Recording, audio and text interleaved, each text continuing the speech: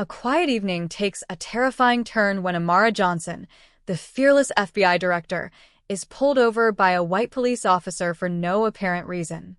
But this isn't just a routine stop. Sarcasm, threats, and a weapon drawn in the dead of night ignite the flames of injustice and racial bias. What the officer fails to realize: the woman he's trying to intimidate isn't just powerful, she's a symbol of justice itself. Thank you for being here. If you enjoy these stories, don't forget to like this video and subscribe to the channel so you won't miss the next powerful story, because tomorrow, we've got another one just for you.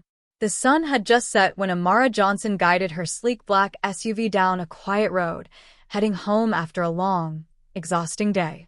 As the director of a major FBI branch, she was looking forward to a peaceful dinner and a few stolen moments with her favorite book. But fate? It had different plans for her that night. Suddenly, flashing red and green lights filled her rearview mirror, forcing Amara to squint. The sharp wail of a siren cut through the air, signaling her to pull over. A smirk flickered across her lips, not from amusement, but from bitter sarcasm. She knew she had done nothing wrong.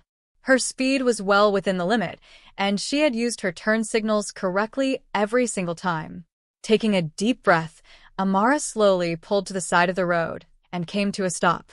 She flicked on her headlights, an instinct ingrained in her as a black woman in America. Not because she didn't believe in the law, but because she knew that those enforcing it weren't always fair. From the shadows, a tall white officer approached, his posture stiff, his presence radiating quiet hostility. With a firm knock on her window, he demanded her attention, his suspicious eyes locked onto hers. Amara rolled down the window, her face calm and composed.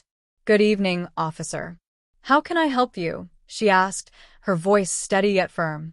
The officer, Daniel Carter, narrowed his eyes before replying, "License and registration." Amara kept her expression neutral. "Is there a reason I was stopped?" she asked, ensuring her tone remained measured. Daniel shrugged carelessly. "You looked suspicious. I need to check your papers." Her brows furrowed. Suspicious? That wasn't a valid reason under the law.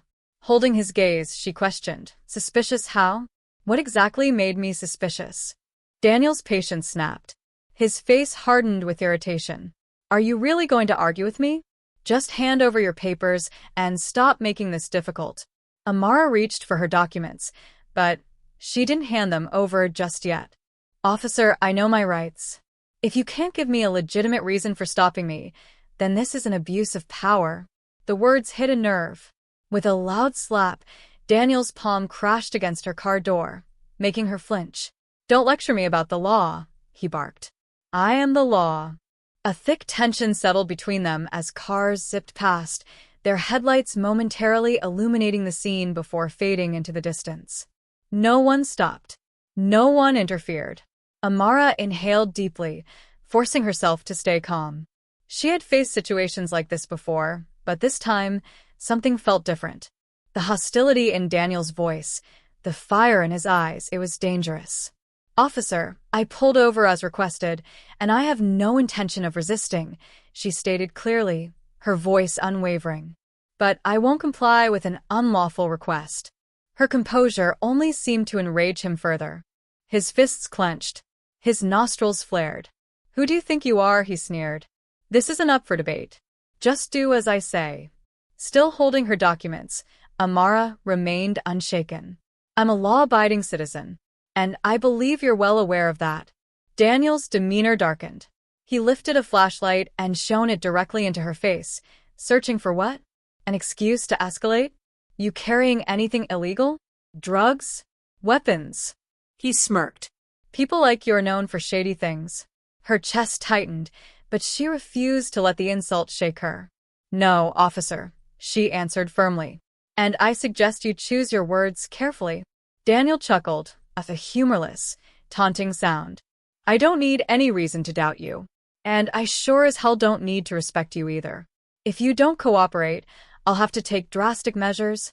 A direct threat. Amara's pulse quickened, but her face betrayed nothing. "Officer," she said, her tone razor-sharp, "I'm recording this entire encounter." She gestured toward her dashboard-mounted phone. Every word, every action, it's all being documented. And if this goes too far, this video will be evidence. Daniel's smirk faltered. But only for a second. You think I care about a damn camera? He scoffed. You think that'll stop me? Then, in a move that made her blood run cold, he pulled out his gun and aimed it directly at her. Get out Of the car. now, he ordered, his voice thunderous. The weight of the moment pressed down on Amara like a crushing force. She didn't move. She couldn't. Any sudden motion could be misinterpreted. Keeping her hands on the steering wheel, she stared him down. Officer, you're breaking the law. I demand that you lower your weapon immediately. Daniel's grip tightened. Don't try to be smart, girl. This isn't a negotiation. Amara knew she had to act fast. Slowly, carefully, she reached for her phone. I'm calling your superior. Right now. You're not allowed to call anyone without my permission. Daniel shouted, but she ignored him. The phone rang twice before a voice answered. This is Amara Johnson, Director of the FBI. I was just pulled over and held at gunpoint by an officer named Daniel Carter. I demand immediate intervention. Silence. Then, the distant sound of sirens. Within moments, another police car skidded to a stop nearby. A heavy-set man in uniform stepped out, Sheriff Grant. His expression turned grim as he took in the scene before him. What the hell is going on here? He barked. Carter, put the gun down. The sheriff's words hit Daniel like a slap. His face paled as realization set in. Sir, she was being difficult. She refused to. You think that justifies pulling a gun on an innocent citizen? Grant's voice was razor-sharp. Do you even know who you just threatened?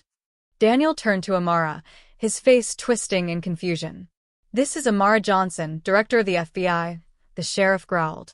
You've just made the biggest mistake of your damn career. The weight of his actions crushed Daniel. He stammered, scrambling for an excuse, but it was too late. Carter, Grant ordered, his tone cold, hand over your weapon. You're suspended. As Daniel was led away in cuffs, Amara stood tall, unshaken. This isn't just about me, she declared. This is about justice. And I'll make sure this never happens to anyone else again.